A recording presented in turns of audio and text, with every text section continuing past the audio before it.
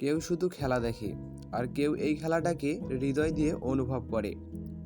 আমি আজ মাঠে খেলছি না, কিন্তু মাঠের বাইরে দাঁড়িয়ে প্রতিটা মুহূর্ত যেন নিজের মতো করে বাঁচছি।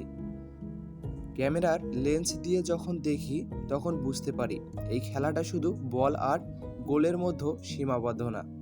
এখানে লুকিয়ে আছে অনেক গল্প, অনেক স্বপ্ন।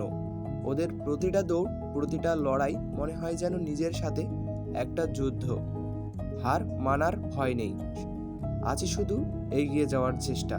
রোদের তাপে ক্লান্ত শরীর নিয়ে তবুও ওরা থামে না, কারণ এই খেলাটার প্রতি ভালোবাসা তাদের থামতে দেয় না।